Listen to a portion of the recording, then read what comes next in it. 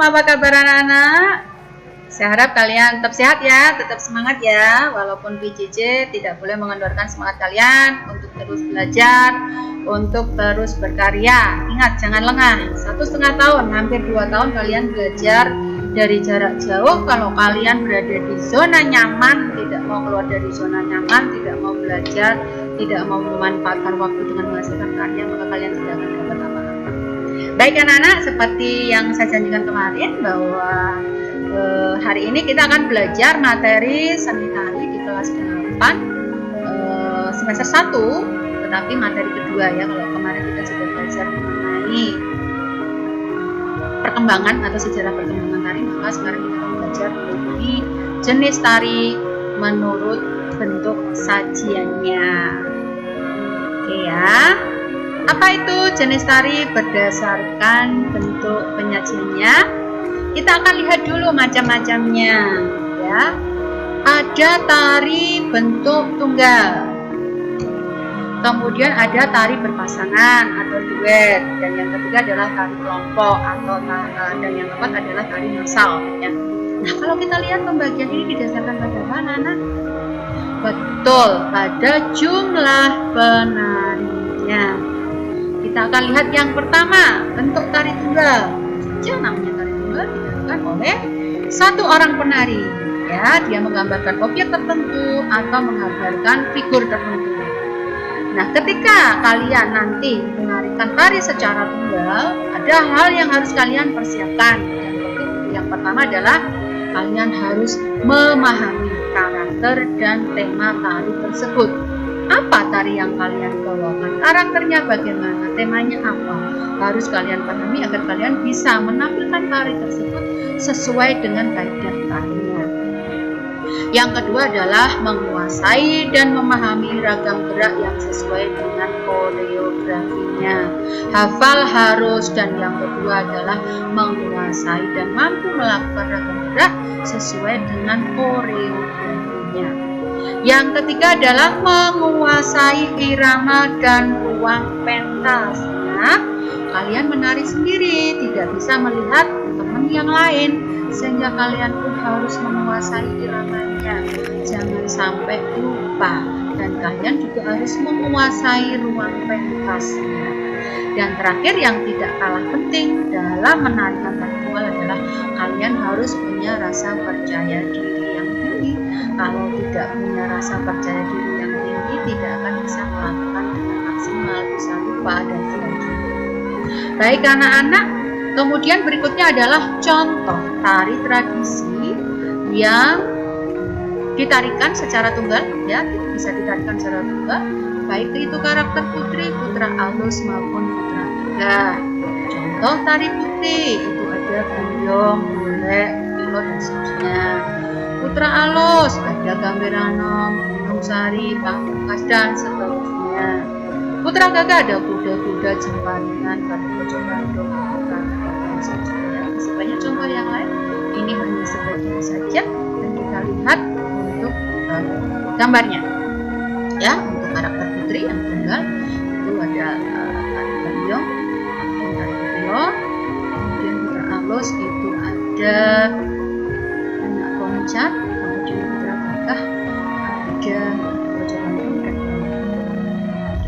Itu tari. Nah, sekarang tari berpasangan ya, tari berpasangan atau duet. Tentu saja ini dilakukan lebih dari satu orang penari ya, tempatnya dilakukan oleh 2 orang penari. Yang penting di dalam menarikan tari berpasangan ini adalah harus ada jalinan atau keterpaduan gerak, sehingga nanti akan terwujud keserasian atau keharmonisan. Anak-anak, untuk tari berpasangan ya, tari tradisi Surakarta itu terbagi menjadi 2. Yang pertama adalah tari berpasangan jenis pireng, yang kedua adalah tari berpasangan jenis pekilan. Kita akan bandingkan ciri-cirinya.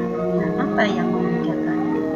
Pertama, tari pireng itu tidak mengambil dari suatu cerita, dia menggambarkan suatu kondisi atau situasi, tetapi tidak ada latar belakang ceritanya. Sebaliknya kalau pekilan dia ada latar belakang ceritanya, baik itu dari cerita cerita Mahabharata, Ramayana, legenda, sejarah, dongeng, dan seterusnya ya. Kemudian yang kedua, untuk wireng busananya itu sama antara penari yang satu dengan penari yang lainnya. Jadi dua penari memakai kostum atau busana yang sama. Sedangkan kalau jenis petilan, kostum dan busananya tidak selalu sama. Kemudian wireng karakternya sama, dua-duanya sama. Tapi kalau petilan, dua penari tersebut memerankan karakter yang tidak selalu sama. Kemudian untuk wireng, apabila itu menampilkan tema heroik atau peperangan, itu untuk wireng ya. Tetapi kalau petilan itu tidak selalu menampilkan tema heroik atau tema peperangan. Dia bisa juga tema erotik, kemudian tema pantomim dan yang lainnya ya. Sedangkan kalau untuk wireng, apabila itu tarinya berupa peperangan, itu tidak terlihat yang kalah yang mana, karena biasanya itu merupakan tarian seperti geladan atau latihan perang.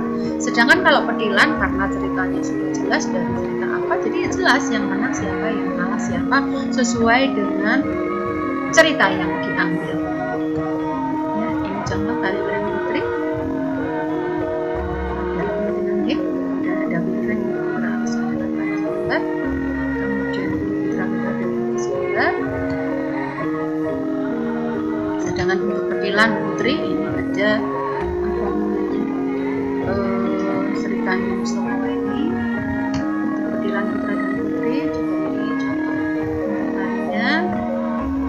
Kemudian juga untuk petilan putra dan putri ini juga mengambil cerita Mahabharata. Kemudian juga untuk putra gagah dan putra alus ini juga mengambil dari cerita. Ini juga Cakil mengambil dari cerita Mahabharata. Itu ya, bedanya antara tari berpasangan, wireng dan petilan. Yang satu adalah tari berpasangannya, tentu saja ya busananya berbeda, karakternya berbeda, dan terlihat yang kalah dan yang menang. Tetapi kalau wireng itu kebalikannya. Kita lanjutkan. Tari berkelompok. Tari berkelompok dilakukan oleh beberapa penari, bisa 4, 5 dan seterusnya. Di mana gerak antara penari yang satu dengan yang lain berbeda, namun tetap ada hubungan dan keterjalinan.